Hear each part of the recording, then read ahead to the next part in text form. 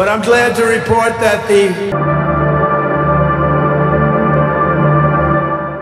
ডেনমার্কের স্বায়ত্তশাসিত অঞ্চল গ্রিনল্যান্ডে যাচ্ছেন যুক্তরাষ্ট্রের প্রতিনিধিরা।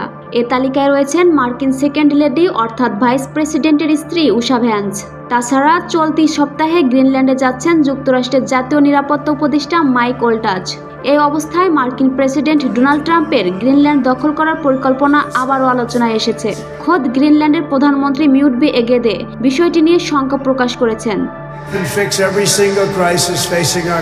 মার্কিন সংবাদ মাধ্যম CNN বলছে, চলতি সপ্তাহে গ্রিনল্যান্ডের ডগ স্লেড রেস ও দেশটির সংস্কৃতি ও ঐতিহ্য উদযাপন করতে যাবেন মার্কিন প্রেসিডেন্ট লেডি উষা ভ্যান্স।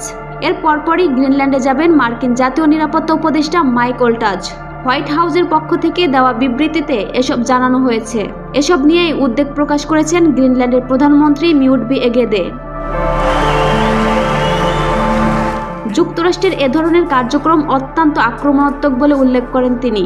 এই নেতা আরও বলেন, এর আগে মার্কিন প্রেসিডেন্ট ডোনাল্ড ট্রাম্প স্বায়ত্তশাসিত এই অঞ্চলকে যুক্তরাষ্ট্রের সঙ্গে যুক্ত করার পরিকল্পনা সামনে এনেছিলেন।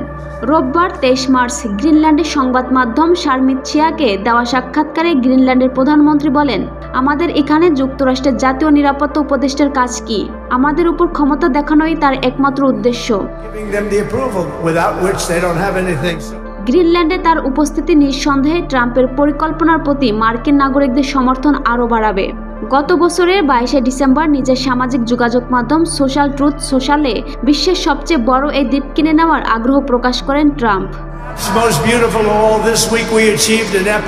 তার আগে প্রথম মেয়াদে 2019 সালেও গ্রিনল্যান্ড কেনার প্রস্তাব দিয়েছিলেন ট্রাম্প। সে সময়ও ড্যানিশ নেতারা তীব্র প্রতিক্রিয়া দেখিয়েছিলেন।